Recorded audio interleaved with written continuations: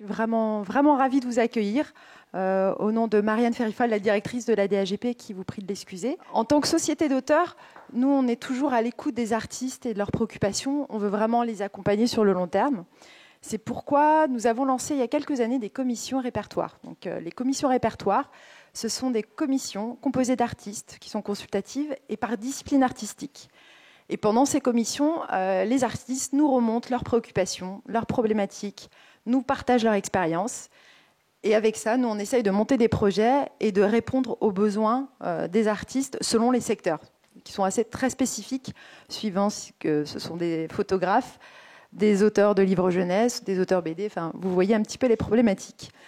Et donc, à ce titre, la commission livre jeunesse nous a fait part d'un constat que les collaborations entre les auteurs et autrices de livres jeunesse et les agents littéraires étaient très rares. Et la commission trouvait que c'était vraiment intéressant de faire une table ronde à ce sujet pour essayer de comprendre pourquoi. Pourquoi ces réticences, comment on peut réfléchir à tout ça.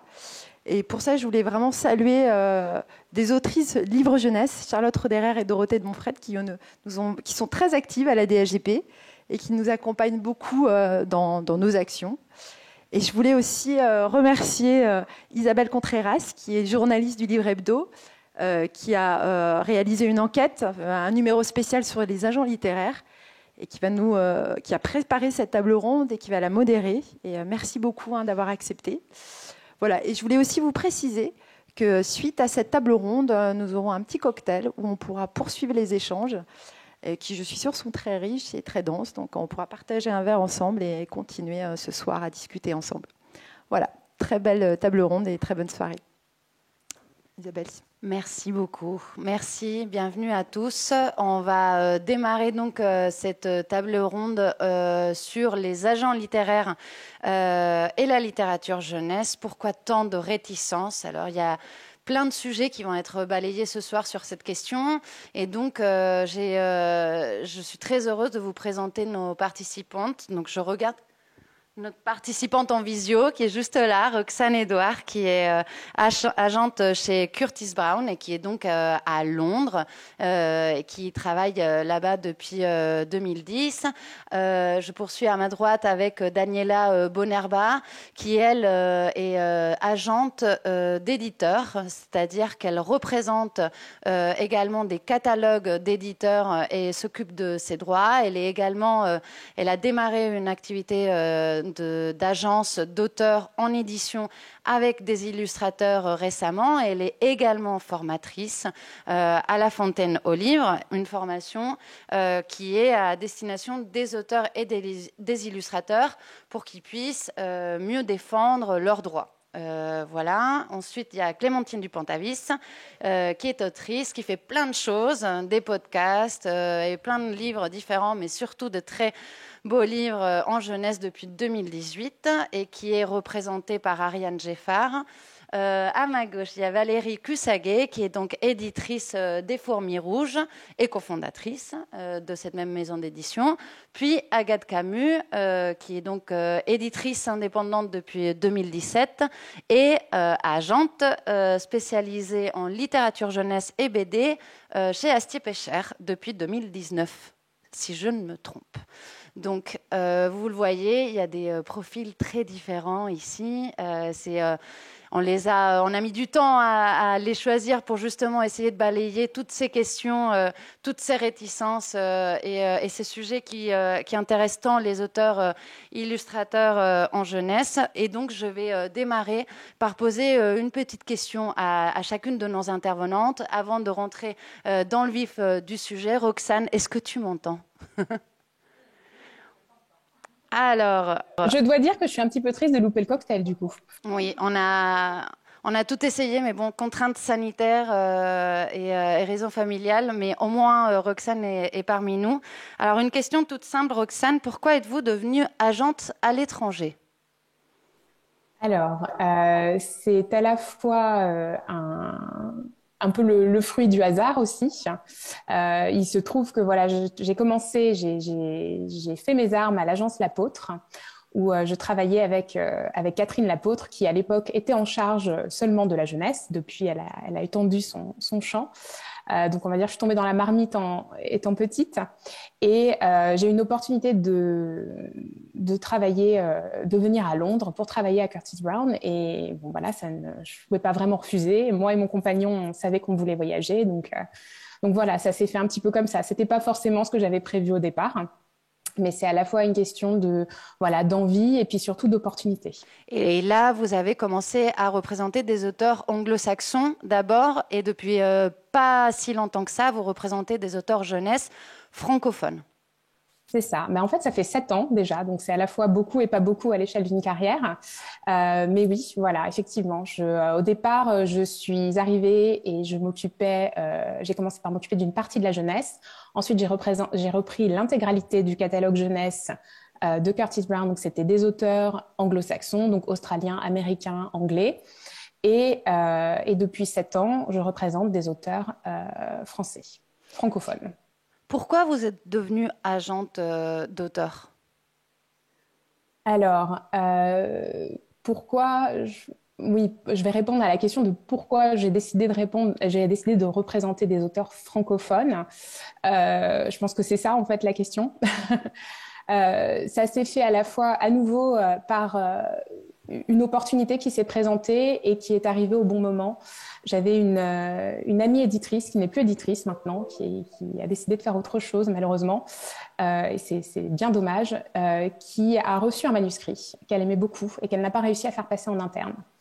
Et on avait eu des discussions, elle et moi, lors de la foire de Francfort, où je m'étais dit, c'est incroyable quand même, je trouve que je vois le service qu'on est en mesure de proposer aux auteurs anglo-saxons, et je trouve ça bien dommage qu'il n'y ait pas vraiment d'équivalent en France, ou pas de la même façon, en fait. Et parce qu'à l'époque, il y avait effectivement très très peu d'agents. Il y en a de plus en plus maintenant, et ça, c'est une bonne chose, selon moi. Et donc, voilà, on avait eu cet échange-là, et je lui avais dit, en fait, moi, j'aimerais bien essayer, je me lancerais bien. Et voilà. Et en fait, quelques semaines plus tard, elle avait ce manuscrit et elle me l'a envoyé, et ça a été voilà le début de l'aventure. Je me tourne vers Agathe Camus, qui elle aussi est donc agente d'auteur en littérature jeunesse. C'est une activité que vous avez, qui n'était pas votre première activité, on va dire, dans l'édition. Au moment où vous avez pris cette décision, qu'est-ce qui l'a motivé ? Est-ce que vous aviez, par exemple, repéré des besoins ? On a fait donc, on l'a évoqué tout à l'heure, un grand dossier consacré aux agents littéraires en octobre à Livre Hebdo. La plupart des agents littéraires représentent des auteurs en littérature générale. D'autres sont en BD. Il y a moins d'agents qui représentent des auteurs jeunesse. Est-ce que c'était un besoin auquel vous vouliez répondre ?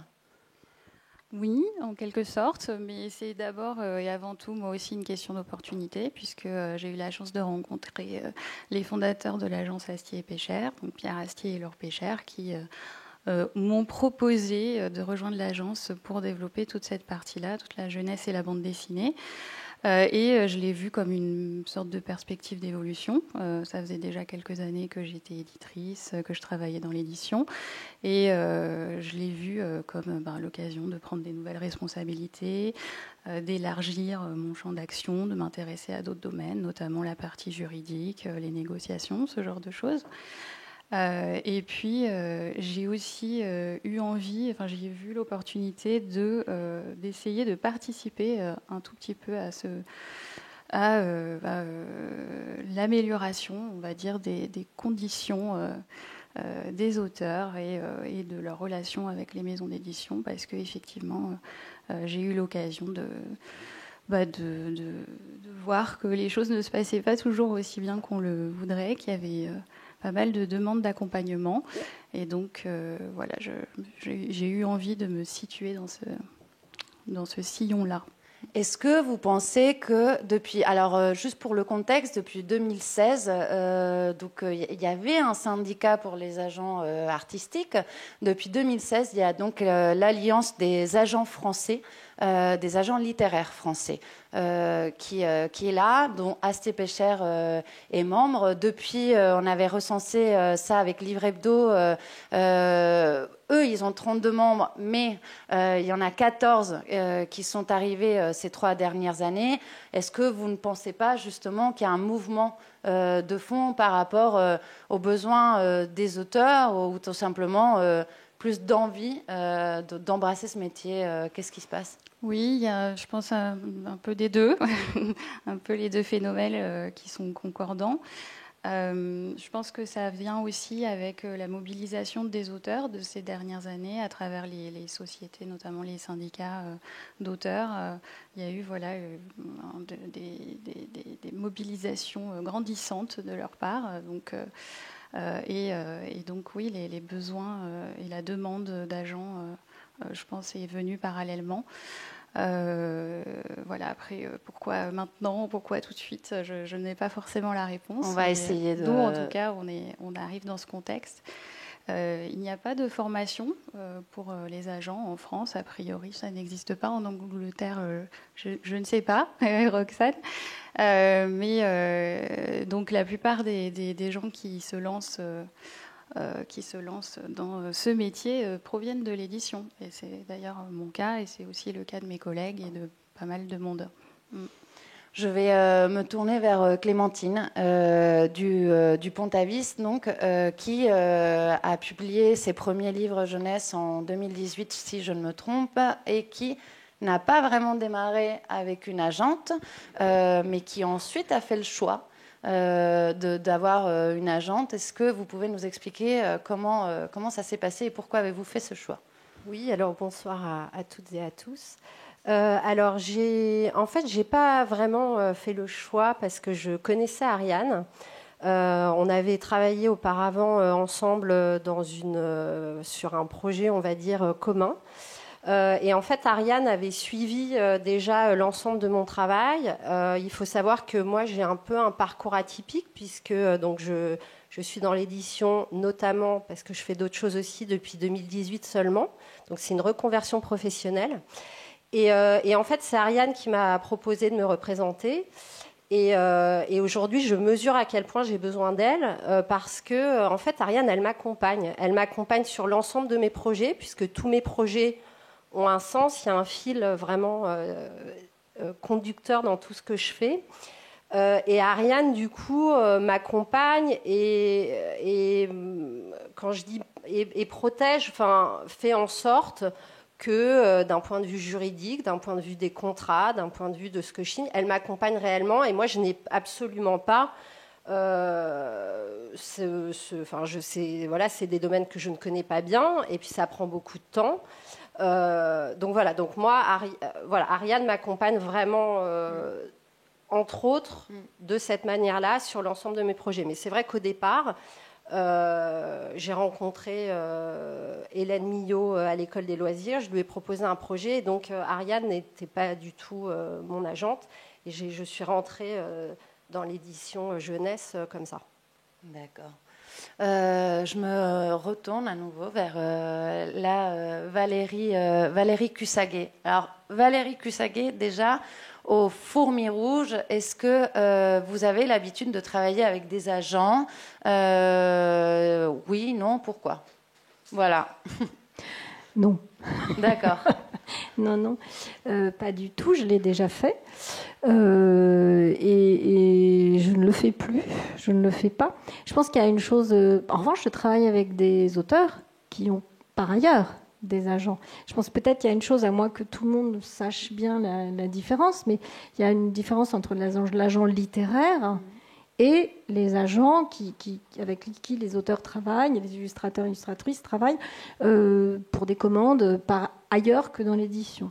Donc ça, évidemment, la plupart des illustrateurs et illustratrices avec lesquels je travaille ont par ailleurs des agents, mais pas du tout des agents littéraires. Vous avez quand même été amené avec des personnalités comme François Morel à travailler avec des agents. Il y a des fois où en fait on ne peut pas échapper aux agents. Mais parce que c'est un comédien, donc il y avait son agente avec laquelle...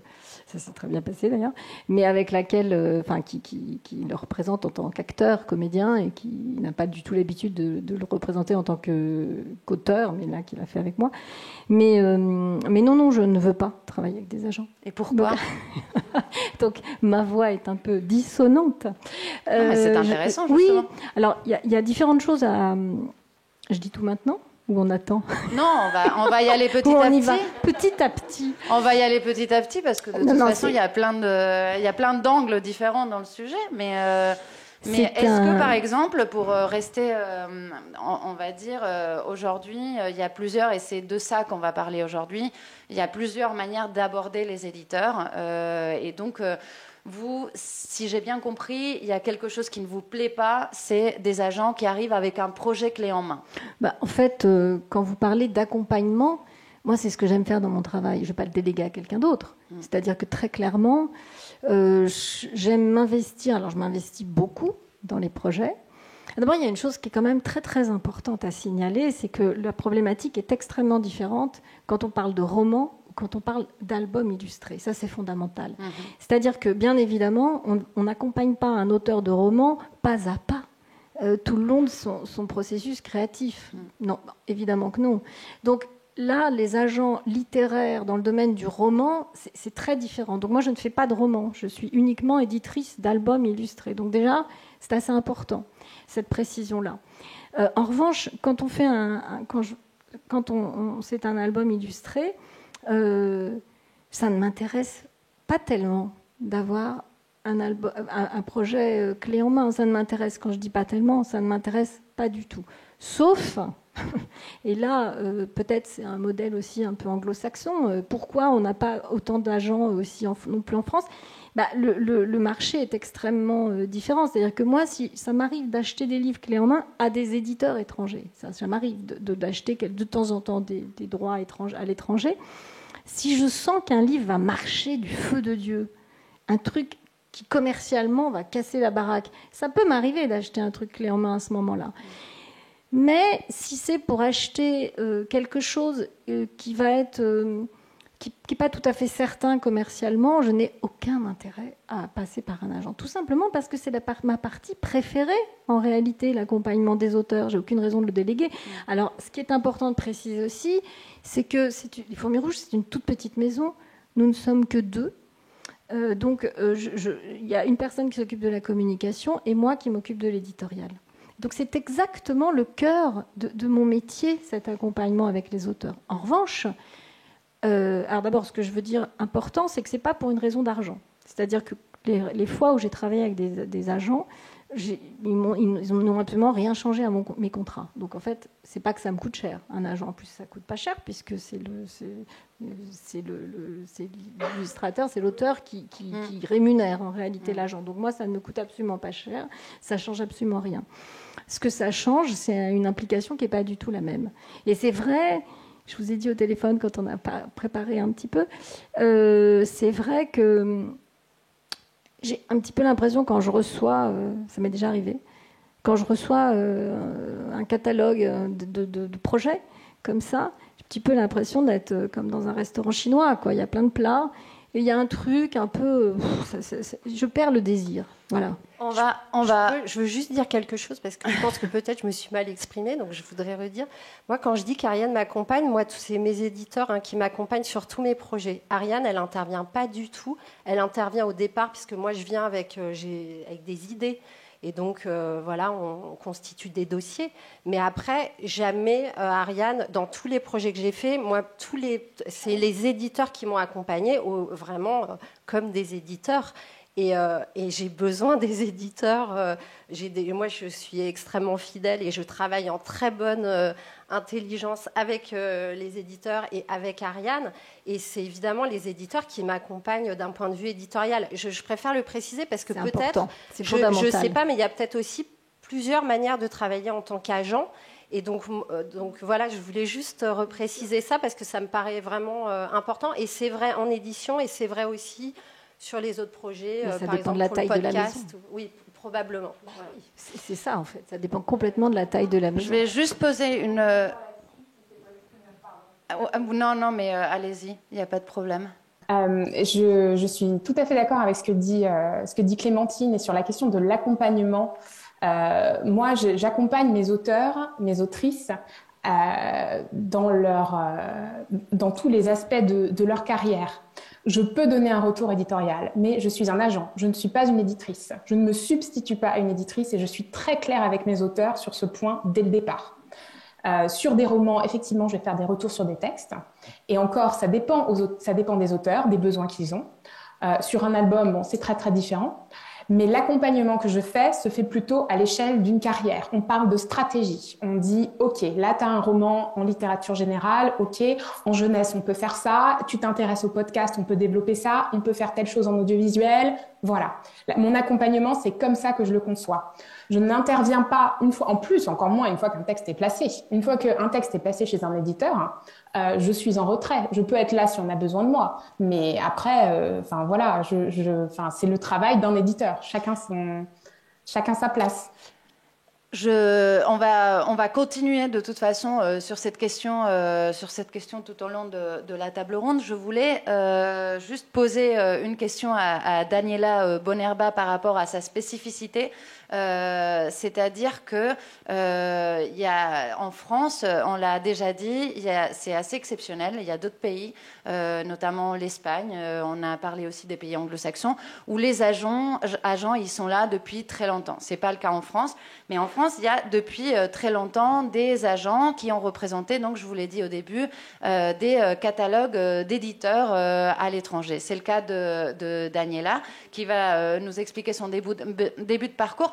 Mais elle est surtout aussi parce que Daniela a décidé de représenter des illustrateurs, et quelque chose que j'ai cru comprendre au sein de la commission jeunesse de la DAGP, c'est que les illustrateurs sont donc représentés pour d'autres contrats que ceux d'édition actuellement, et elle s'occupe uniquement de cette partie-là. Déjà, vous pouvez réagir à tout ce qui vient d'être dit et répondre peut-être à ma question. Oui, bonsoir. Et donc j'ai commencé en 2010 et 11, pardon. J'ai commencé en 2011 et effectivement, j'ai commencé à travailler dans un bureau chez les Humanoïdes Associés. J'ai fait mon premier stage là-bas et donc en représentant le catalogue à l'international. Et c'était pour découvrir ce métier, en fait. Qu'est-ce que c'était les sessions de droit, de traduction, qu'est-ce que c'était les coéditions. Et après, j'ai enchaîné un autre stage dans une formation. Là, j'étais en train de me réorienter. J'avais fait un doctorat en Italie en littérature moderne comparée. Et, je suis arrivée en France pour des raisons personnelles. Et j'ai rencontré ici celui qui a été mon mari.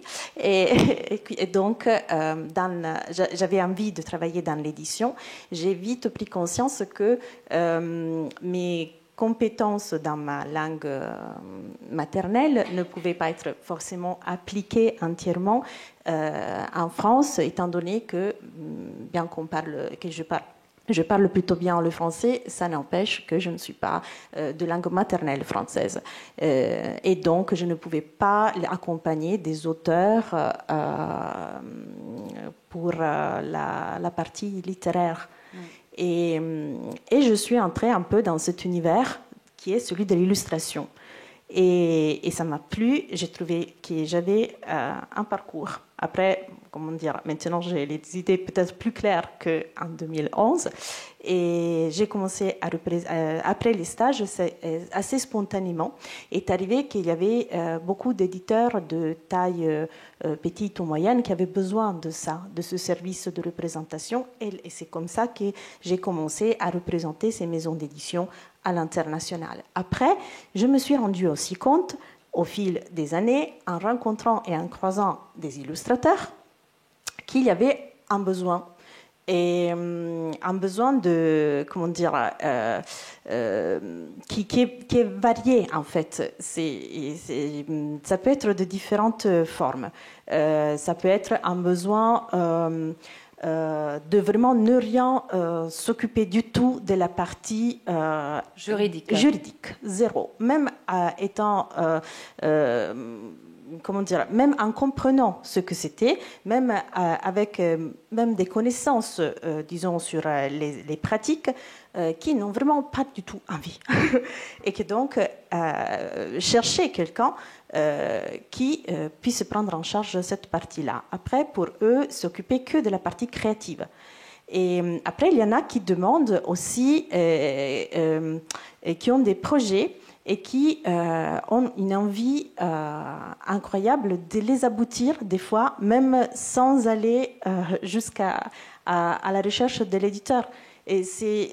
Alors, il n'y a pas ils ne sont pas tous comme ça, bien sûr. Je ne suis pas en train de dire que tous les illustrateurs veulent aboutir à un projet. Il y a des illustrateurs qui sont aussi auteurs et qui ont ce sentiment, ou qui peut-être ont un projet qui n'est pas accepté par plein de monde et qui veulent quand même aboutir. Et ça, c'est notre profil. Et puis, bien sûr, il y a tout simplement l'envie ils ont un projet, mais ils ne veulent pas du tout l'aboutir et ils veulent chercher un éditeur. Et tout ça, depuis autour de 2017, j'ai commencé à représenter donc aussi des illustrateurs. Et pour cette raison-là, et pour rendre la chose un peu plus cohérente, j'ai créé une société spécifiquement pour représenter les illustrateurs. Voilà. Moi, je pense que justement, la question qui vient se poser naturellement après ces premiers échanges, c'est comment les agents font leur choix. C'est-à-dire, aujourd'hui, on partait de ce constat, beaucoup d'auteurs, illustrateurs en jeunesse voudraient être représentés. Or, il y a des problèmes liés à la rémunération. Et il y a aussi cette idée qui est étendue, mais c'est pour ça qu'on est là pour justement en parler. Ce ne sont que les auteurs illustrateurs commerciaux qui arrivent à être représentés par des agents. Je vais donner la parole d'abord à Roxane et à Agathe pour qu'elles me disent comment se sont mis en place ces premières rencontres, mais aussi à Valérie Cussaguet qui partage d'une certaine manière cette idée. Je ne sais pas si c'est une idée reçue, vous allez toutes réagir, mais Roxane, je te laisse commencer. J'ai du mal à vous voyez toutes, en fait. Désolée, comme on s'est eu tellement au téléphone. Oui, tout à fait. Non, voilà, pardon. Moi, je fais mes choix. Je suis vraiment guidée par, surtout maintenant, après avoir fait ça quelques années, le coup de cœur. Il faut que j'aime. Il faut que j'aime à fond. Et les fois où j'ai fait des choix en me disant « Ouais, d'un point de vue commercial, ça pourrait fonctionner, tout ça », ça marche jamais aussi bien. Donc vraiment, j'essaye de me tenir à ça, de fonctionner vraiment au coup de cœur. Il y a forcément une logique, hein. J'ai forcément un budget aussi à tenir en termes d'équilibre et tout ça. Après, il faut voir aussi avec les profils d'auteurs et d'autrices avec lesquels on travaille.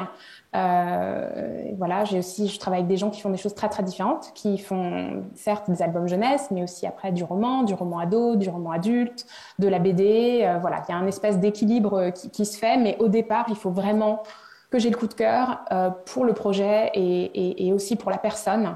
J'aime bien les profils atypiques, j'aime bien les gens qui osent, qui vont faire des choses assez différentes. C'est pas toujours les projets les plus simples à placer, mais c'est les personnes avec qui on s'ennuie pas. Vous comptez combien d'auteurs, autrices jeunesse dans votre catalogue aujourd'hui? Alors, en jeunesse, là, c'est quand même le gros de mon catalogue. J'ai diversifié un peu aussi les dernières années, mais c'était vraiment ça, vraiment par ça que j'ai commencé. Donc, je dirais que j'ai une trentaine d'auteurs et je pense que les 3/4 font de la jeunesse. Ils ne sont peut-être pas forcément identifiés comme que des auteurs jeunesse, mais les 3/4 en font.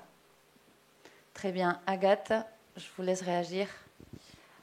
Sur la question du choix. Du choix et de cette idée de rentabilité parce que l'agent doit y vivre aussi. C'est dommage. Ariane Geffard, elle a aussi une petite idée sur cette question et elle me disait ouvertement qu'effectivement dans une agence on peut avoir des auteurs un peu comme dans une maison d'édition, des auteurs qui sont plus rentables que d'autres et qui permettent justement d'accueillir d'autres types de projets pour ainsi élargir la ligne éditoriale de chaque agence littéraire. Pour vous, Agathe Camus, comment ça s'est passé ? Comment ça s'est passé ? Alors moi, la première chose que Laure Péchard m'a dite quand j'ai rejoint l'agence, c'est que je n'allais pas en vivre. En tout cas, pas les premières années.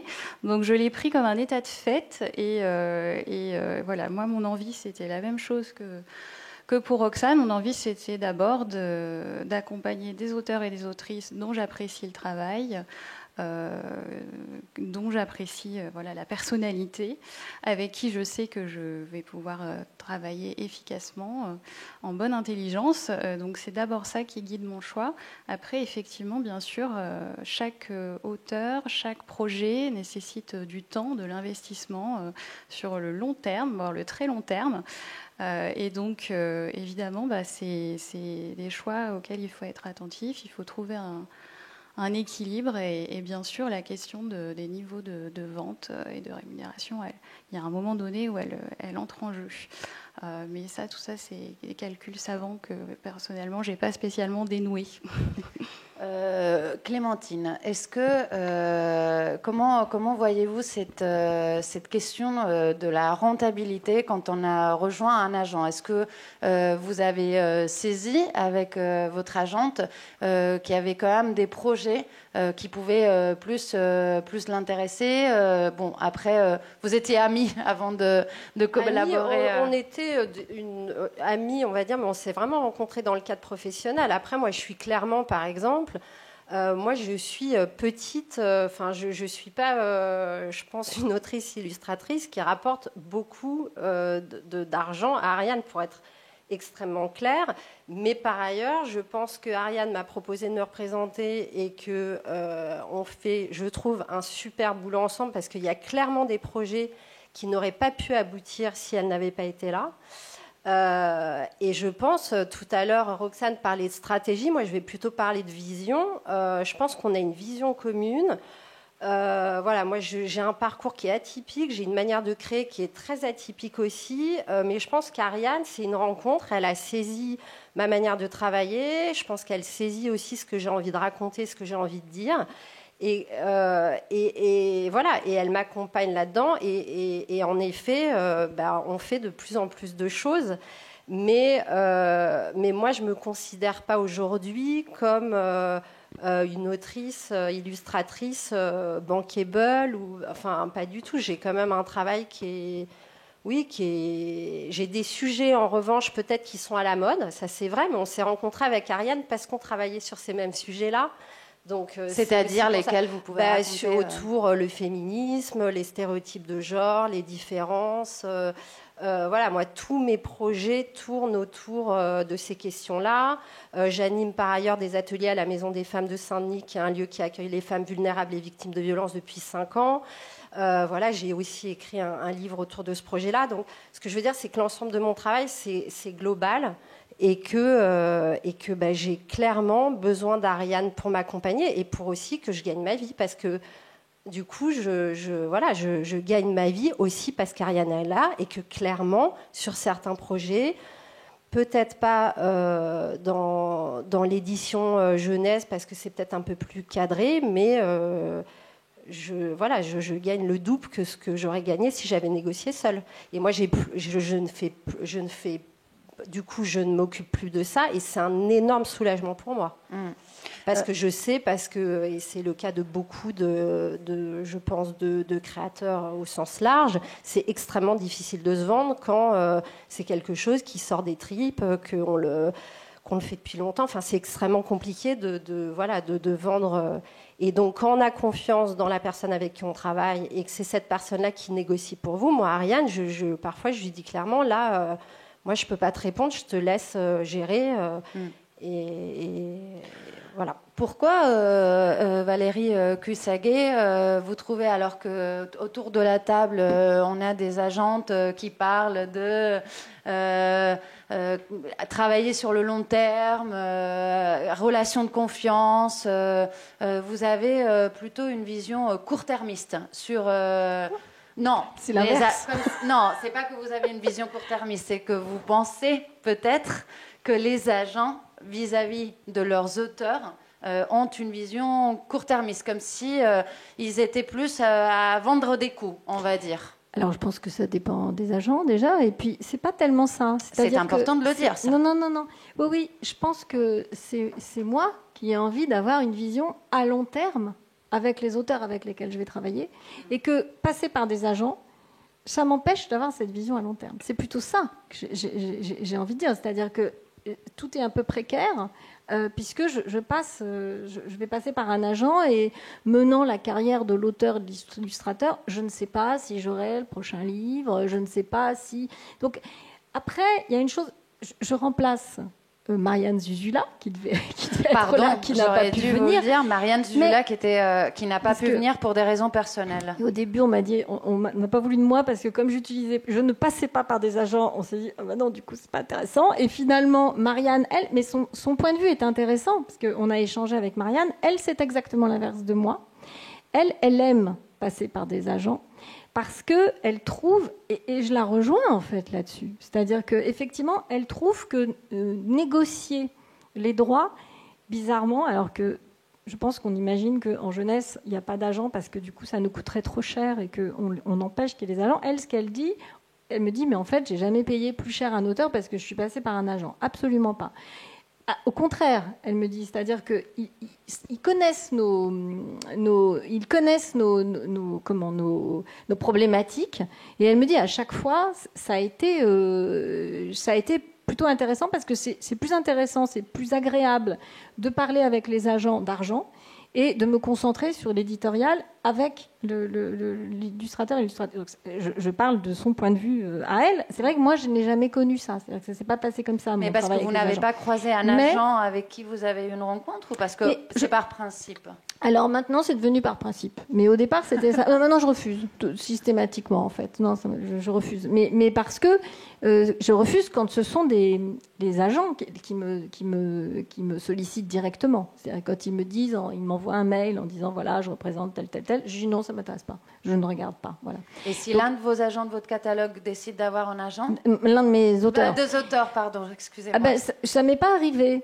Peut-être ça m'est pas arrivé parce que peut-être ça roule aussi, peut-être parce qu'ils ont l'impression aussi que juridiquement, il n'y a pas de problème. Et puis, par contre, moi, je travaille avec des agents à l'international. C'est-à-dire, quand je signe des contrats avec des auteurs, ensuite, on vend les droits à l'étranger. En passant, et c'est moi qui paye les agents, évidemment, pour le coup, qui me vendent à l'étranger. C'est ce que vous faisiez aussi. Voilà. Donc, alors, ça aussi, c'est assez important à souligner, peut-être. À quoi me servent la vente de ces droits à l'étranger, concrètement? Donc, en fait, on partage. C'est-à-dire que si je vends des droits d'un livre que j'ai publié en France, ensuite, on partage à 50-50, même si moi, ce n'est pas 50, puisque je paye l'agent, j'enlève la partie de l'agent, mais on partage les droits avec l'auteur. Et là, c'est moi qui le paye, pour le coup, évidemment, l'agent. Si on m'enlève cette partie-là, si je n'ai pas les droits à l'étranger, qu'est-ce qui se passe? Je prends moins de risques. C'est-à-dire que je vais prendre des projets qui sont un peu plus sûrs, parce qu'on peut prendre des gros risques à partir du moment où on a les droits pour le monde entier, ou au moins une partie, parfois l'auteur lui-même des relations déjà, donc ça se négocie, enfin bon voilà, ailleurs. Mais je sais que peut-être, même si je le vends à un seul pays, je ne vais pas trop perdre d'argent si jamais je me plante complètement en termes de vente en France, parce qu'au moins les droits à l'étranger vont un tout petit peu rattraper ça. Donc ça, cette question aussi de la vente des droits à l'étranger, elle est assez importante pour moi. Elle est assez fondamentale. Le fait que l'agent garde les droits de l'auteur à l'étranger, pour vous, c'est un frein par rapport à la structure économique de votre maison. Ça le pourrait l'être si je travaillais avec des agents. Oui, tout à fait. Oui, je pense. Et ça changerait peut-être si tout le monde... Oui, ça pourrait être un frein. Oui. Ça pourrait changer même le paysage. Enfin, bon, bref, ça pourrait changer des choses, oui. D'accord. Roxane, est-ce que vous ne pensez pas que il y a quelque chose, on remarque en fait, c'est aussi ces dernières années que les choix, c'est pas pour tous, mais évidemment, on retrouve également dans l'agence de Ariane Geffard, des auteurs jeunesse, autrices jeunesse, qui font également de la littérature générale. Je pense par exemple à l'une de vos talents, comme on dit dans le jargon, Marie Pavlenko, qui, elle, fait de la jeunesse et fait de la littérature générale. Est-ce que, quand vous faites, encore une fois, je reviens au choix, parce que pas tous les auteurs, autrices, illustrateurs, illustratrices, jeunesse, arrivent à trouver un agent. Il n'y en a pas beaucoup, il n'y en a pas des masses, et on ne peut pas représenter tout le monde. Est-ce que justement, ça ne peut pas être un critère quand on recrute un auteur qui est capable non seulement de faire un album jeunesse, mais de développer d'autres projets, comme c'est aussi le cas de Clémentine? Oui, certainement, ça joue. J'avoue que j'ai pas mal d'autrices qui sont comme Marie. Mais au départ, Marie, je ne savais pas qu'elle voulait faire de la littérature générale quand on s'est parlé. Moi, j'ai lu Un si petit oiseau et je me suis dit que c'était, je pense, la meilleure chose que j'avais lue depuis des années et qu'il fallait absolument que je travaille avec Marie, en fait. Voilà, donc c'était vraiment pour le coup cette espèce de fébrilité qui m'a prise après avoir lu ce texte et je me suis dit mon Dieu, c'est absolument fabuleux. Et après il s'avère que Marie effectivement a fait ensuite un album, enfin voilà, qu'elle a fait qu'elle veut faire de la BD, de la littérature générale, enfin voilà, qu'il y a plein d'autres projets. Mais c'est vrai qu'au départ c'était vraiment ce coup de cœur pour un texte et puis ensuite pour son autrice une fois qu'on s'est rencontrés. Je pense que c'est ça, c'est important quand même d'avoir cette première porte d'entrée par un projet bien spécifique. Et du point de vue économique, par rapport au projet en jeunesse, quel est votre avis sur la question ? Alors juste, il y a quelques années, j'ai signé donc une autrice qui n'avait, une primo-romancière, qui avait principalement des projets d'albums. Alors je sais qu'elle avait après d'autres projets aussi, mais c'est vrai qu'on a commencé à travailler sur ces albums. Et oui, c'est sûr que les albums, c'est pas forcément la partie qui est la plus rentable. Mais voilà, j'ai eu un vrai coup de cœur pour son travail.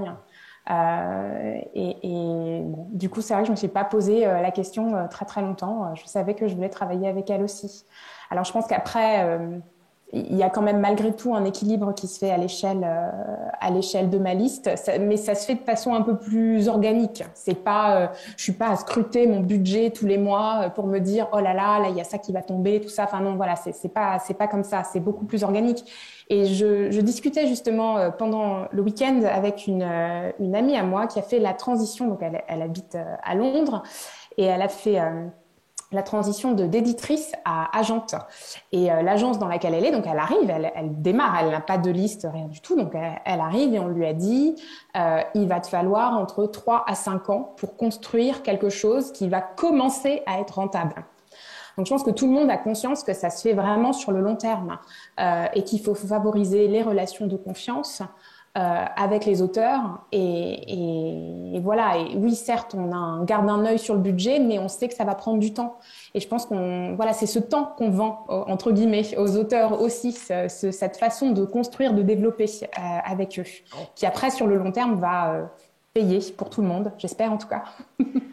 Agathe Camus, vous êtes éditrice indépendante en jeunesse depuis 2017. Vous êtes agente également. On est en train de parler justement des points de vue différents, sur cette question. Et justement, par exemple, Valérie... elle a cette vision sur les agents. Comment est-ce que déjà vous sentez qu'il y a une ouverture qui est en train de se faire du côté des maisons d'édition, ou est-ce que justement Valérie représente la grande majorité aujourd'hui des éditeurs français qui ne veulent pas vraiment travailler encore avec des agents? Est-ce qu'il y a quelque chose qui est en train de se mettre en place? Oui, clairement, quelque chose se met en place et Valérie ne représente pas du tout la majorité des cas, au contraire, on arrive à travailler avec la plupart des maisons d'édition et ça passe par d'abord des discussions sur la manière dont ça s'organise, dont les choses se mettent en place et c'est l'occasion de rassurer les éditeurs sur le fait que non, on ne va pas les empêcher de travailler sur le projet, de faire leur métier d'éditeur, d'éditrice. Non, on ne va pas retenir absolument tous les droits. Hein. Dans une négociation, on discute tous les points et on en met plein dans la balance. Oui, les agents commencent à s'installer dans le paysage tout doucement. Il y a beaucoup encore de méfiance, évidemment, c'est normal, c'est naturel, parce que culturellement, les agents n'étaient pas présents dans l'édition jeunesse jusqu'à il y a quelques années.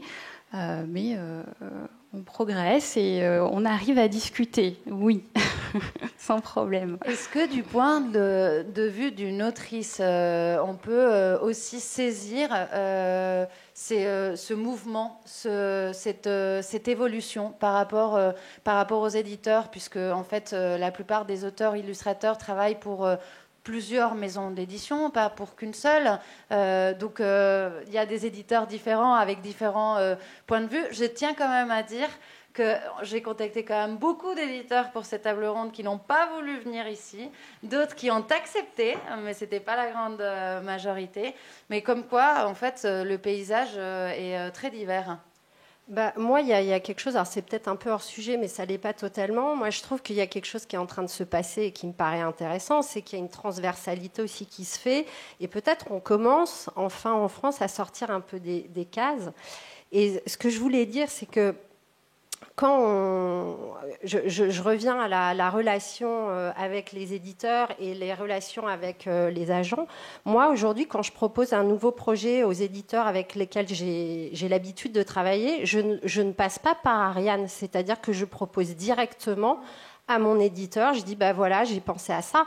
Et Ariane en revanche vient après juste pour négocier le contrat. Ariane, elle est au courant en effet de l'ensemble. Mais ce que je voulais dire aussi, c'est que par exemple, moi, Ariane me permet d'évoluer. Parce qu'aujourd'hui, par exemple, si j'ai été cantonnée à l'École des loisirs, qui est ma maison d'édition d'origine et donc de cœur historique, parce que c'est la première maison d'édition qui m'a signée, donc pour moi, c'est extrêmement important. Quand j'ai voulu écrire un livre autour, pour les plus grands, autour de la sexualité, l'École des loisirs n'était pas la maison adaptée. Et j'ai pu, grâce à Ariane, m'a permis de trouver, en tout cas très facilement, plus facilement que moi avec mes 3 nouveaux petits livres en tant que jeune autrice, m'a permis d'évoluer. Donc ça en fait, je trouve que on peut totalement, il me semble, continuer à travailler. Je ne parle pas des droits étrangers parce que ça c'est un autre sujet, mais travailler vraiment en bonne intelligence et avec les éditeurs et avec les agents. Et je reviens sur la transversalité parce que ça me paraît extrêmement important.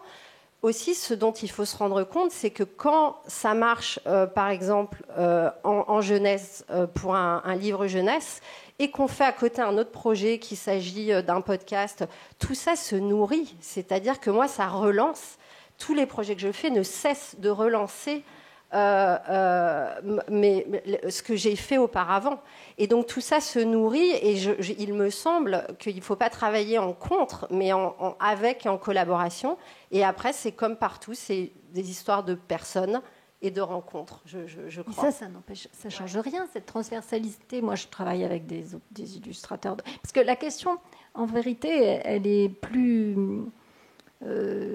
cruciale pour les illustrateurs et les illustratrices. Encore une fois, les auteurs, c'est un tout petit peu différent. C'est-à-dire qu'on ne les accompagne pas, de toute façon, quoi qu'il arrive, pas à pas dans l'écriture du roman. Donc c'est quand même, je pense, un peu différent. Mais je travaille avec des gens qui font plein d'autres choses autour, hein, qui ne sont pas du tout, qui ne font pas seulement des livres. En réalité, ils font aussi d'autres choses. Bon, je pense je ne veux pas du tout minimiser le rôle des agents, bien entendu, mais je pense que un livre sur la sexualité féministe, vous l'auriez placé quand même en ce moment, je pense. Ça dépend de comment il est fait. Je peux vous dire qu'à Livre Hebdo, on parle beaucoup de la production féminine et féministe, et on est un peu saturé du nombre, et il n'y a pas tous qui sont pris. Mais bon, oui, effectivement, ça dépend. Oui, Daniela. Je pense qu'il y a aussi un autre point qui est important, c'est-à-dire c'est la relation humaine et donc qui se crée avec l'agent qui n'empêche pas la relation avec l'éditeur, mais je pense que la base est le besoin et aussi l'envie de se professionnaliser.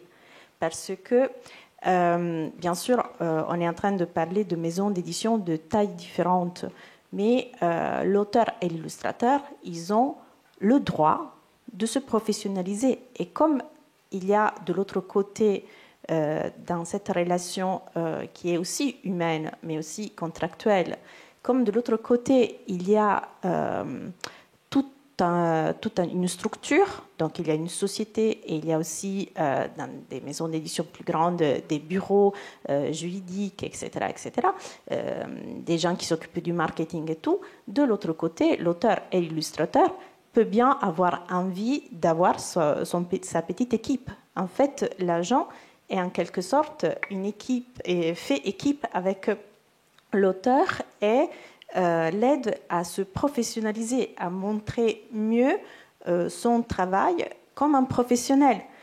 Je pense qu'il y a toujours, on fait toujours une erreur grave quand on se relationne avec un auteur-illustrateur, qui est celui de oublier qu'on est dans un marché bien spécifique qui s'appelle B2B, business to business. Et l'auteur-illustrateur, c'est un professionnel. Et c'est quelqu'un qui fournit un travail, fournit une prestation de travail. Alors, j'ai fait un exemple. Il fournit une prestation de travail comme la pourrait fournir l'imprimeur. Il est essentiel. Alors, c'est très important de rétablir cette relation de force. Non pas parce que, bien sûr, dans des structures plus humaine, plus petite, la relation entre un éditeur et un auteur peut aussi bien se passer sans que tout cela soit mis en place. Il y a des illustrateurs avec qui je travaille qui, justement, vont en direct avec les éditeurs avec qui on a leur relation, et moi je suis derrière. Mais pour eux, c'est rassurant de pouvoir se tourner vers moi pour poser des questions bien spécifiques à notre métier.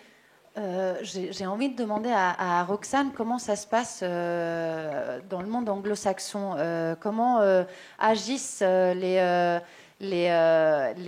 agents qui ont quand même cette grande réputation d'être comme le chacal, on va dire, le plus connu d'entre eux. Non, mais peut-être surtout pour savoir comment ils fonctionnent en littérature jeunesse. Est-ce qu'il y a toujours eu des agents littéraires qui s'occupaient de la littérature jeunesse au Royaume-Uni et aux États-Unis ? À ma connaissance, oui. De toute façon, les agences avec lesquelles je travaille, donc là, Curtis Brown, on travaille aussi de façon très étroite avec Curtis Brown Australia, avec ICM à New York, et ils ont un, voire plusieurs agents jeunesse, et ils ont même parfois des profils un peu, avec des auteurs qui vont faire un peu les deux, qui vont naviguer entre les deux. Donc oui, ça a toujours été là, historiquement. Je pense qu'il n'y a pas vraiment de différence à ce niveau-là.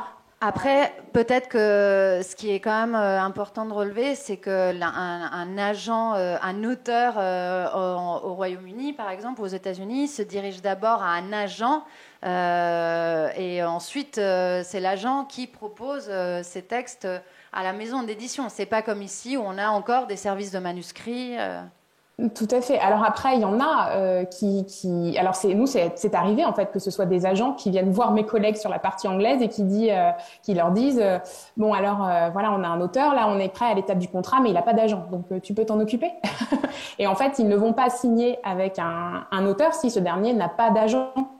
Et je pense qu'il y a ce côté aussi beaucoup plus confortable de parler avec quelqu'un qui a une expérience d'une négociation. Les auteurs sont en général très très mal à l'aise quand il faut parler de chiffres, quand il faut défendre leur travail, est-ce qu'il faut demander plus, est-ce que ça se fait, est-ce que j'ai pas d'éléments de comparaison, je ne sais pas. Enfin pour eux en tout cas pour ceux que je représente, c'est souvent très très angoissant et je comprends. Donc oui, non, ici c'est totalement, c'est extrêmement rare qu'un auteur signe un contrat s'il n'est pas représenté. Moi, je voulais vous poser une question à vous toutes par rapport à la rémunération. Marianne Zuzula, de la ville Brûle, elle me disait qu'un auteur, autrice, illustrateur, illustratrice chez elle était rémunéré à partir de 10%. Le premier palier était de 10%. Donc, pour elle, ça a toujours été comme ça. J'ai discuté avec d'autres éditeurs comme Pocket Jeunesse qui, eux, ont remonté à 10% aussi le premier palier. Ce n'est pas le cas pour tous les éditeurs aujourd'hui. Est-ce que vous pensez qu'avec l'arrivée progressive, oui, ok, euphémisme, ça y est. On n'y est pas encore aux 10%. On n'y est pas encore aux 10%, mais pensez-vous, justement, je vous pose à toutes les questions, est-ce que vous pensez que là-dessus, il y aura une évolution dans ce sens? Alors, moi, j'ai quelque chose à dire là-dessus. Je ne suis pas à 10, je démarre à 7, sauf certains auteurs qui sont vraiment, où là, c'est un peu plus. Mais en réalité, il y a une chose dont on ne parle jamais, c'est l'avance sur droit, en fait. C'est-à-dire que quand on regarde la part des droits d'auteur par rapport au chiffre d'affaires, on est en jeunesse à plus de 10%. C'est important de le savoir, ça. C'est-à-dire que si on prend en compte l'avance sur droit, à ce moment-là, on paye autant, on a autant de droits d'auteur à payer dans le secteur de la jeunesse que dans le secteur de l'adulte. Pourquoi ? Et tout simplement parce que quand on fait un album pour la jeunesse, après, il y a deux choses que je veux dire là-dessus. Il y a une deuxième chose après. Quand on fait un album pour la jeunesse, parfois on a un auteur et un illustrateur. L'illustrateur, on partage donc les droits, on divise par deux. Chacun a la moitié des droits. Sauf que la plupart du temps, l'illustrateur, il veut autant d'avance sur droit quand il est tout seul ou quand ils sont deux. Donc en fait, il n'arrive pas toujours à combler cette avance sur droit parce qu'on n'arrive pas forcément à vendre suffisamment de livres pour combler son avance de droit. Ça veut dire qu'en réalité, si on rapporte cette avance de droit au nombre de ventes de livres effectives, c'est pas 3,5% qu'il a eu, c'est pas 4% qu'il a eu, c'est parfois 5, 10%, 10%. Ça peut aller très haut, en fait. Donc, cette avance sur droit, elle est complètement oubliée. Moi, très honnêtement, je préférerais donner 10... Comment ? C'est pas vrai ? Ce que je suis en train de dire ? C'est malhonnête ? C'est vrai ? On va laisser un temps de parole. On va laisser un temps de parole, de toute façon. Oui, mais... Non, mais je vous en prie. Non, mais c'est malhonnête. Parce qu'en fait, en réalité, moi, je préférerais donner 10%. En fait. Mais du coup, je ne peux pas donner des avances sur droit qui risquent de ne jamais être comblées. J'ai un équilibre économique qui serait en péril. Attendez. J'aimerais bien juste...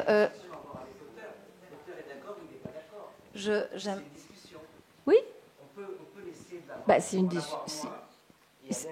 C'est toujours une discussion. Oui, bien sûr. Mais ce que je veux dire, c'est que ce n'est pas à vous de décider toute seule. Vous laissez le choix à l'auteur de dire ce qu'il veut comme avance ou pas, et ce qu'il souhaite comme droit. Moi, je préfère prendre le risque d'avoir plus de droits et moins d'avance, par exemple. Alors, en fait, d'accord. Alors, le truc, c'est que je ne peux pas faire ça. Je vous explique pourquoi. Là, on est dans une économie, mais moi, je parle à mon niveau. Par exemple, on ne parle pas de quelque chose qui, dans les pays anglo-saxons, c'est des énormes groupes. Il y a très peu de toutes petites maisons comme moi, en fait. Il y a très peu de libraires indépendants, donc ce n'est pas du tout le même marché.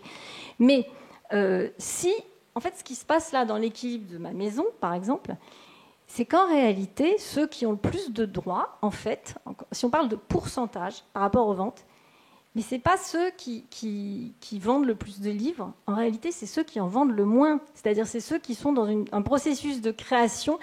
Et du coup, c'est un équilibre. C'est vrai que je tiens la maison avec ceux qui vendent le plus et qui soutiennent en réalité ceux qui vendent le moins. C'est vrai, c'est ça qui se passe. Mais si je ne fais pas ça...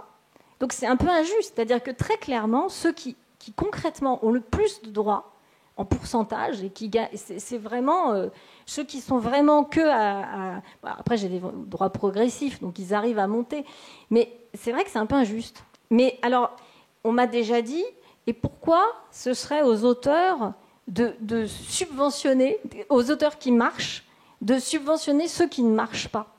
Parce que c'est ça qui se passe. Alors d'abord, ceux qui marchent, parfois, ils ont été subventionnés pendant plusieurs années avant de rentrer, que leur vente soit... Enfin, il y a des gens là à qui je signe des gros chèques chaque année, qui pendant des années avant n'ont pas gagné beaucoup d'argent. Et ils ont été... Donc c'est un système d'équilibre, c'est vrai, entre ceux qui marchent et ceux qui ne marchent pas. Et puis la deuxième chose qui est importante à dire en jeunesse, mais c'est qu'en fait les livres ne sont pas assez chers. Alors là, il y a sans doute quelque chose. Ça, c'est un truc essentiel dont on ne parle pas non plus. C'est-à-dire que quand vous faites un roman qui est imprimé en noir, qui est vendu 25 €, je veux dire, nous, quand on fait un album jeunesse... ça nous coûte beaucoup plus cher et en fait on est plafonné. Excusez-moi, il faut que j'intervienne parce qu'en BD, ils n'ont pas les mêmes droits que nous, ils commencent à 10.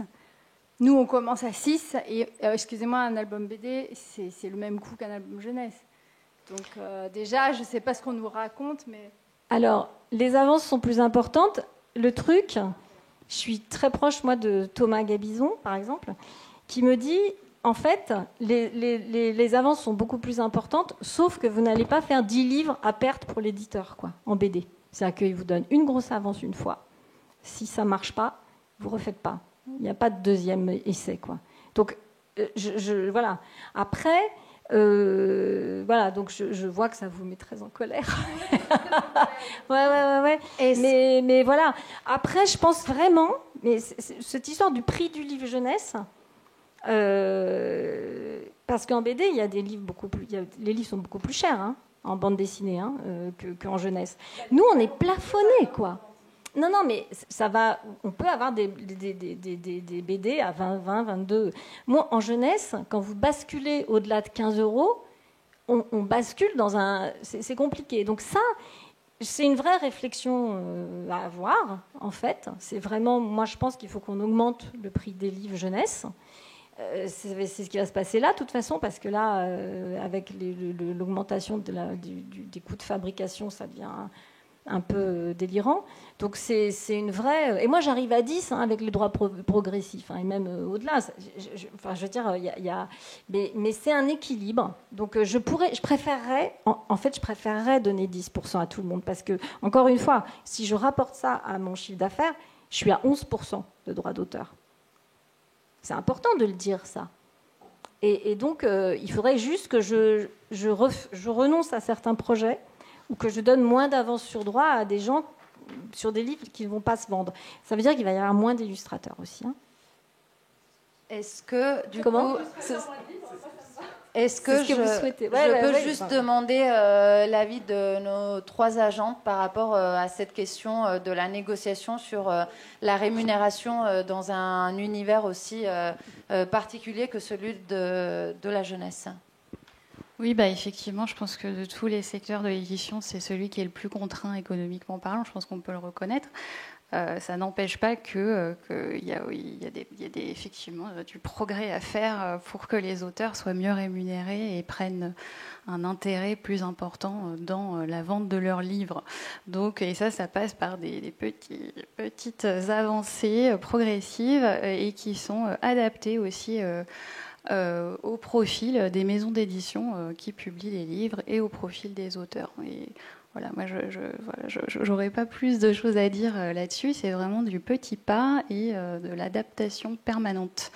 Et on est à l'écoute des maisons, enfin nous, agents en tout cas, on est attentifs au profil particulier des maisons indépendantes. On sait très bien qu'elles n'ont pas les mêmes problématiques. J'aimerais juste écouter Roxane là-dessus. Tout à fait, je rejoins Agathe. Je pense que voilà, il y a énormément de contraintes économiques en jeunesse, plus que dans d'autres secteurs. Après, il y a aussi pas mal d'éditeurs qui fonctionnent de façon différente, des éditeurs indépendants, d'autres éditeurs qui sont adossés à des plus grosses structures. Voilà, chacun a ses atouts, ses défauts. Et je pense que quand on regarde une offre, moi j'essaie toujours de regarder une offre dans son ensemble. Oui, il y a l'avance, oui, il y a les droits, oui, c'est essentiel. Il y a aussi des choses comme la durée d'un contrat. Il y a aussi les cessions qu'on cède ou qu'on ne cède pas. Est-ce que l'auteur souhaite conserver les droits étrangers? Est-ce qu'il conserve les droits audiovisuels? Est-ce qu'il conserve les droits pour le théâtre? Les droits pour les lectures en jeunesse aussi. Il y a énormément d'auteurs qui lisent, qui font des lectures. Il y a plein de choses en fait qui permettent de rendre une offre qui au départ peut-être va paraître modeste mais plus attractive. Et après, bien sûr, si un livre marche, là, tout le monde est content. L'auteur, l'agent, l'éditeur, c'est super et c'est ce qu'on veut tous.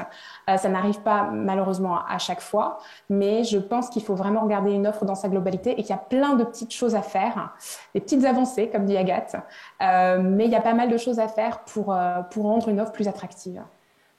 Clémentine, est-ce que vous gagnez plus grâce à votre agente ? La question ne se pose pas. Allez-y, racontez-nous. Non, mais je l'ai dit tout à l'heure, c'est indéniable. Même je reviens tout à l'heure par rapport au livre dont je parlais sur la sexualité. Moi, je ne suis pas certaine. Moi, je ne connais pas toutes les maisons d'édition de Paris. Je suis nouvelle. 2018, c'est nouveau. Donc... je ne suis pas certaine, j'ai fait ce livre il y a maintenant 2 ans. Si j'avais été, moi, présenter toute seule ce livre, je ne suis pas certaine que j'aurais signé aussi facilement. En tout cas, ça m'aurait pris beaucoup de temps, beaucoup d'énergie aussi. Alors après, c'est des choses que je fais. Moi, je suis pas...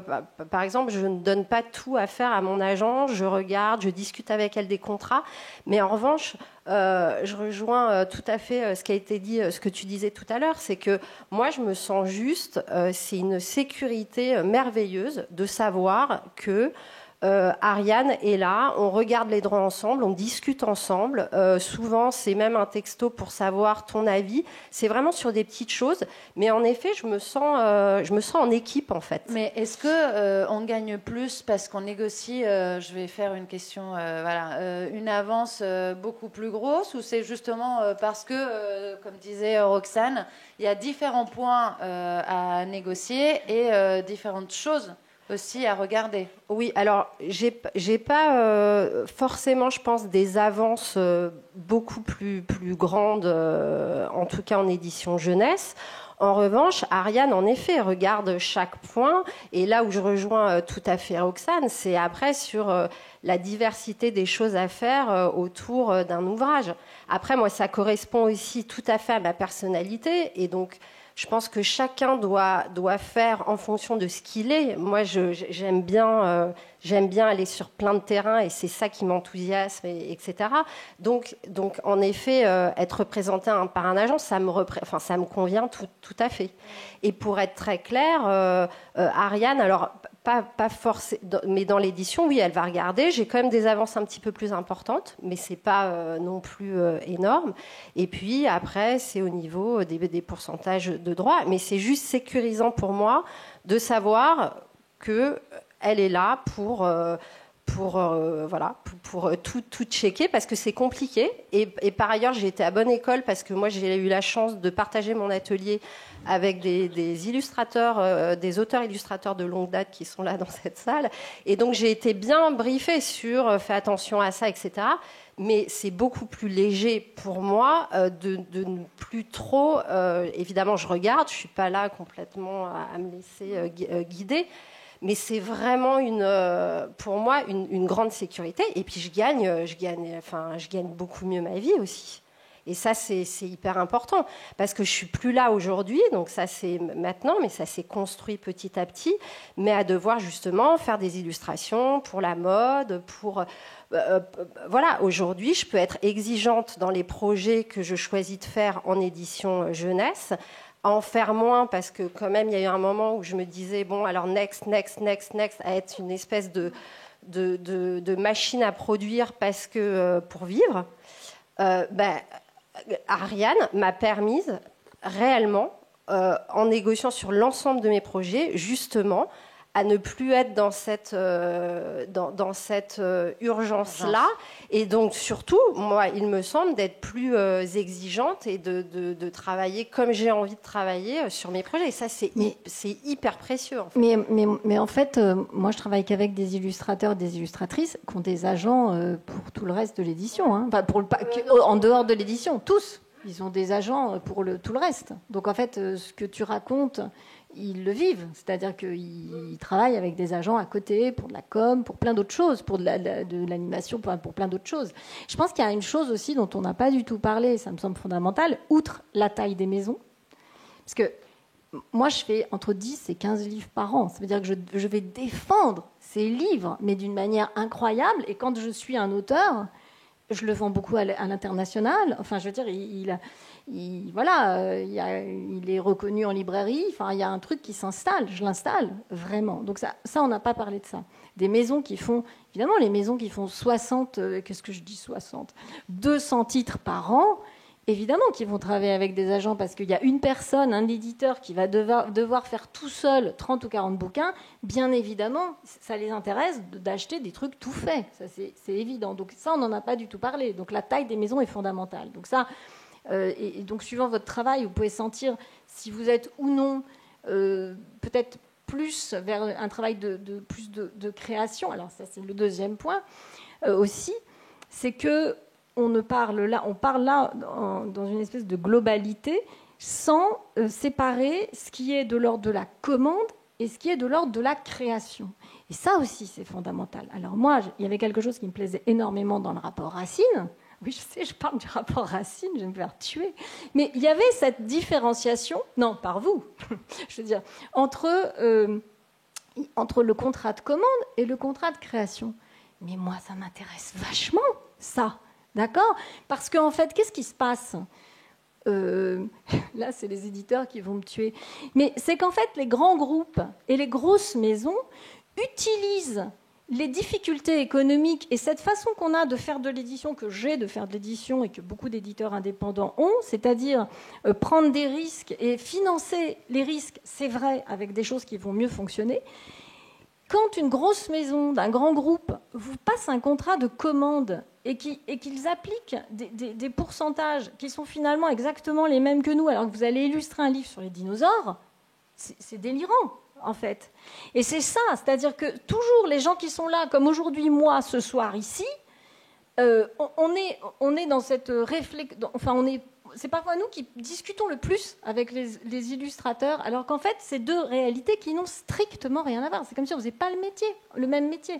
C'est-à-dire, moi, quand je publie vraiment un travail de création, c'est-à-dire qu'on m'apporte ou j'accompagne, enfin, des albums qui ne sont pas du tout des bouquins de commande, c'est pas du tout la même chose qu'un énorme éditeur qui va vous appeler pour vous commander un travail.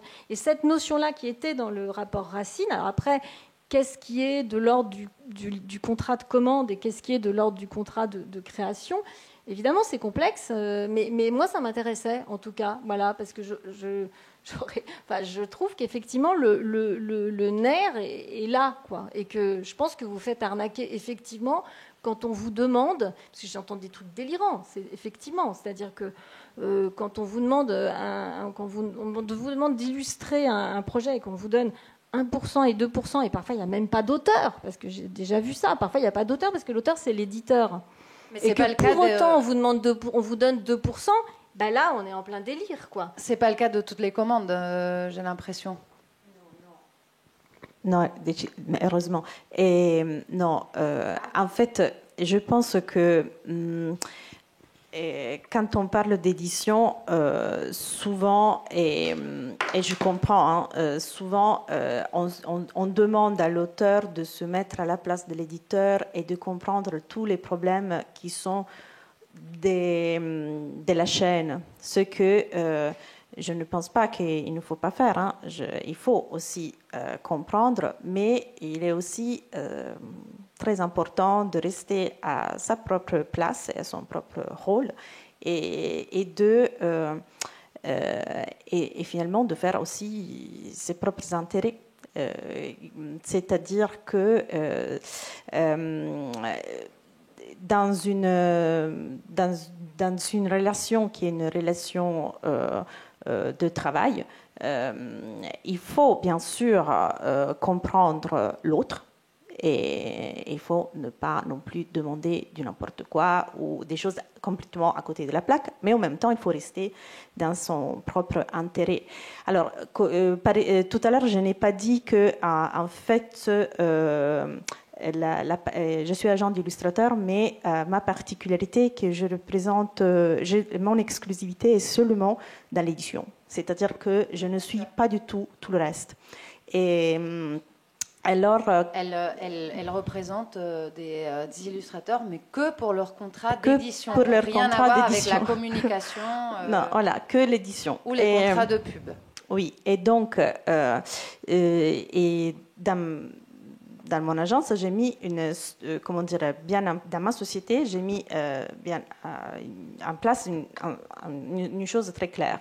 Si un auteur a un projet et ce projet, il a abouti et il veut le défendre, on va trouver, alors à l'exception qu'il ne s'agisse pas d'un projet vraiment dit super extra méga difficile à vendre, ce n'est pas question qu'on donne les droits étrangers à l'éditeur qui va l'acheter. Pratiquement, c'est comme dire un projet clé en main, peut-être il y aura des petits changements à faire à l'intérieur, peut-être, mais voilà, c'est pas question que l'auteur accepte de partager 50-50 avec l'éditeur ses droits internationaux, par exemple. Ce qui fait qu'il y a souvent, les illustrateurs adorent aussi préparer des très jolis et sympathiques petits cartonnets, et mine de rien, 1 ou 2 petits cartonnets cédés avec des avances sur 2-3 pays fait facilement entre 10 et 15 000 euros. Alors, c'est assez intéressant pour des petits cartonnets. Alors, je me dis que, comme ça, il pourrait gagner un peu mieux sa vie. Ça m'arrive... Alors, je représente, c'est vrai, en exclusivité dans la jeunesse, mais, par exemple, mes illustrateurs, maintenant, c'est aussi une relation de confiance, comme on se disait tout à l'heure. Alors, ils m'interpellent aussi sur d'autres secteurs. Et par exemple, il y a une illustratrice en Italie qui un jour vient vers moi et dit, il y a une fondation, ils m'ont proposé de faire un livre, je ne dirais pas, on m'a proposé de faire un livre, il y avait beaucoup de pages, elle voulait demander 7 000 euros. Je me suis mis vraiment avec la calculatrice à la main, pages, sur les différentes pages et tout. Et je dis, ben non, écoute, là, j'ai fait un peu de calcul, tu lui demandes 15 000. Et puis, tu lui demandes aussi les prix des fichiers, si c'est toi qui fais les fichiers. Et finalement, elle était un peu surprise. Et après, elle y allait. Elle a fait, parce que je lui ai dit, écoute, qu'est-ce que tu as à perdre? Ils t'ont contacté, ils t'ont demandé ça. C'est une fondation, à la base, ça devrait être riche. Donc, tu tentes ton coup, et puis si tu arrives bien, sinon tu descendras et tu négocieras. Et maintenant, elle a envoyé le devis, il a été accepté comme ça, sans même pas dire ah non, ah mais voilà. Et alors, il y a aussi cet aspect. Il y a des cas différents. C'est juste pour illustrer ça. Oui, il y a aussi cet aspect de la relation agent-illustrateur-auteur. C'est-à-dire tout simplement que un auteur, des fois, n'ose pas demander ce qu'il mérite et qu'il mériterait. Voilà. On me fait des signes parce que j'aurais dû vous donner la parole pour que vous posiez des questions il y a exactement un quart d'heure. Et en fait, voilà, il y a eu 2 questions de poser. Est-ce qu'on a encore 5 minutes? Est-ce que vous voulez poser des questions? Dorothée. Moi, j'ai une question pour Agathe et Roxane. Attends, le micro, juste pour que Roxane puisse t'entendre. Bonsoir. Donc c'est une question plus pour Agathe et Roxane, je pense. Je voulais savoir très concrètement, avec des exemples, si c'est possible, comment vous faites pour construire, d'un point de vue stratégique, pour aider un auteur à construire une carrière dans le long terme. Parce que je trouve qu'on ne peut pas du tout séparer le côté auteur qui fait des choses artistiques du côté professionnel. Pour moi, ça va avec. Et je trouve qu'en tant qu'auteur, on doit s'émanciper vraiment. Et c'est le gage d'une meilleure collaboration avec les éditeurs. Ce n'est pas du tout un rejet. Mais voilà, comment, en tant qu'agent, vous aider à construire quelque chose sur le long terme, comme ça, en fonction de la personnalité des auteurs avec qui vous travaillez? Je ne suis pas sûre d'avoir suffisamment de recul à mon échelle pour le dire, mais d'abord, tout simplement, on a du recul sur le travail de l'auteur. Lui, on est dans le guidon, donc rien que ça permet d'avoir un paysage un peu plus net de ce qui a déjà été accompli et de ce qui reste à accomplir. Ça dépend beaucoup des auteurs quand même. Ils n'ont pas tous les mêmes besoins. Il y en a qui recherchent d'abord des rémunérations, des projets, des contrats de commande, voilà, la multiplication, et il y en a d'autres qui sont plus sur le long terme, qui veulent plutôt installer chaque titre, qui veulent aborder d'autres domaines. Voilà, donc c'est un conseil au quotidien. Moi, ce que je fais, c'est qu'en général, je rencontre où je prends le temps de parler régulièrement avec les auteurs et les autrices que je représente et de savoir où ils en sont, qu'est-ce qu'ils font. Comment est-ce qu'ils abordent les nouveaux projets, comment est-ce qu'ils dénouent leurs immenses dilemmes. Et voilà, et encore une fois, c'est du petit pas. Je ne sais pas si c'est très satisfaisant comme réponse, mais on en est là. Roxane. C'est difficile de donner des exemples concrets parce que c'est vrai que Ah oui, pardon, désolée. Tellement du profil de l'auteur, en fait, de l'autrice. Il faut vraiment discuter, avoir une idée de ce qu'ils ont envie de faire, avoir aussi une idée de leurs besoins à la fois créatifs et économiques sur le moment. Et effectivement, il y a des auteurs qui ont besoin là d'une commande là tout de suite maintenant, et voilà, et on fera passer l'autre projet un peu en fond. Voilà, le projet de cœur entre guillemets un peu plus en fond. Ça dépend vraiment. Donc c'est vrai que c'est difficile d'être très très précis parce que c'est vraiment différent d'une personne à une autre. Une dernière question, monsieur. Oui, bonsoir. J'aurais une question, c'est sur l'aspect. Est-ce qu'il y a des contrats entre les auteurs et les agents? Et le contenu de ces contrats, parce que justement, si vous allez négocier des contrats avec les éditeurs, c'est bien aussi qu'on sache, nous les auteurs, enfin je suis auteur en l'occurrence, qu'on sache s'il y a des choses qui lient l'auteur avec l'agent. Alors j'ai noté quelques réflexions sur les notions. Est-ce qu'il y a une notion de durée? Est-ce qu'il y a une notion d'engagement, que ce soit des agents ou des auteurs, et lesquels? Et ensuite, voilà, quel champ? Alors il y a eu... Vous avez répondu en partie à cette question de quel champ ça devait couvrir, c'est-à-dire est-ce que c'est que le livre, est-ce qu'il y a parce que moi je suis illustrateur par exemple, je suis bande dessinée plutôt, et je fais par ailleurs aussi des maquettes de costumes pour le cinéma, je fais de l'illustration des affiches, je fais du dessin animé, du storyboard, je fais plein de choses. Donc est-ce que dans ces cas-là, par exemple, quand vous avez un profil, j'ai l'impression qu'on est très nombreux comme ça, parce qu'évidemment on va dans plein de domaines différents, est-ce que vous les couvrez, ou vous avez répondu ça dépend. Mais ça dépend aussi des agents. Mais enfin voilà, donc c'est question du contrat type. Et par ailleurs, juste rapidement aussi, par rapport à, j'ai entendu plusieurs fois le côté grosse structure éditoriale, petite structure éditoriale. Pour la bande dessinée, parce que je suis aussi vice-président du syndicat national des auteurs et des compositeurs, donc je connais un peu le sujet. Il y a en BD un syndicat des éditeurs alternatifs qui s'appelle le SEA, qui a sorti un contrat beaucoup plus léger pour les auteurs en termes de cession de droits, en termes de durée, c'est sur 10 ans et c'est pas 70 ans après notre mort, et des tas de choses comme ça qui font que, certes, il y a peut-être moins d'avance, mais il y a des compensations qui vont avec aussi, quoi.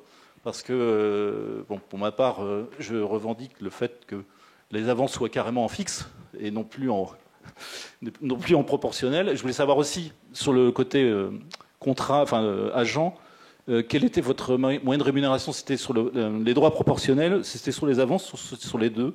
Est-ce qu'il y avait d'autres choses? Alors, on va démarrer par la question des mandats, donc, entre les agents et les auteurs. Daniela, si tu veux bien répondre. Alors, Je pense qu'il y a des règles générales et puis après les détails. C'est-à-dire les cas par cas. Dans mon cas, le premier contrat est d'une durée de 3 ans, renouvelable, si je ne me trompe pas, chaque année après.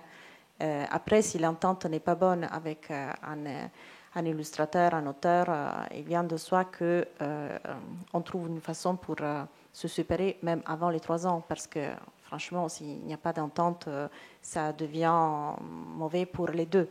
Et ça, c'est pour la durée. Pour le contexte, alors, quand j'ai commencé en 2017, au début, j'avais décidé de représenter des projets. Après, je me suis rendu compte que ce n'était pas intéressant ni pour moi, ni pour la personne que je représentais. Et alors, j'ai élargi et je le représente dans son, complètement, dans sa totalité, pardon. Mais je suis restée dans la question, dans le secteur édition jeunesse, en entendant pour cela 0,18. Et après, la relation que j'ai avec mes illustrateurs à moi, il fait que eux, s'ils ont d'autres secteurs ou domaines et ils veulent me poser des questions, après, au cas par cas, on négocie la prestation individuelle. C'était l'exemple que j'ai fait pour la partie de là. Mais je reste dans le secteur jeunesse. Voilà. Pour ce qui me concerne. Est-ce qu'on peut parler de 10% dans l'édition, Agathe Camus? 10 à 15, ouais, c'est les pratiques en fonction de l'implication de l'agent, du travail qui a effectué. C'est la moyenne des commissions et elle porte sur l'avance et sur tous les droits. Voilà, en général.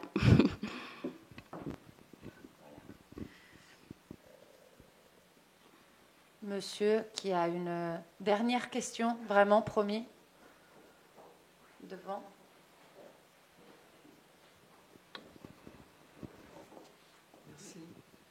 Excusez-moi, moi je suis tout nouveau. En fait, j'ai été auteur, je suis ventriloque en fait.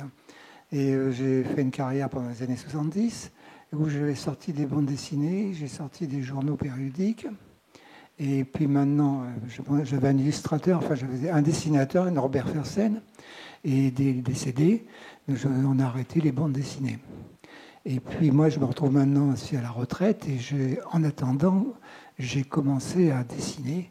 C'est-à-dire que j'ai remplacé mon dessinateur. Donc moi, aujourd'hui, je suis auteur et dessinateur. Alors ma question, elle est simple, d'une part, parce que je ne connais pas du tout comment ça fonctionne. On parle de 10 à 15% pour un agent.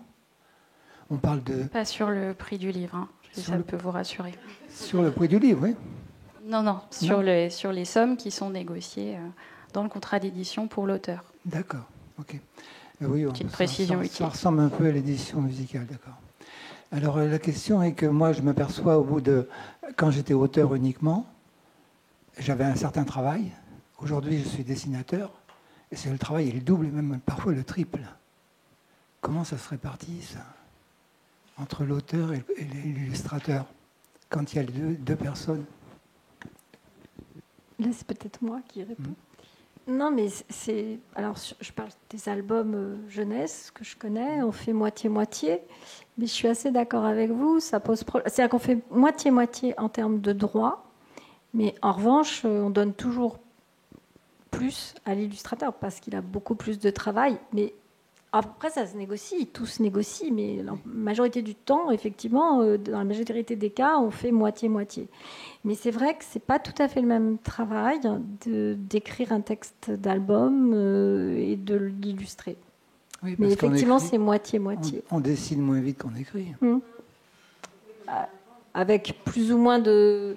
Oui, on invente, mais le dessinateur aussi invente.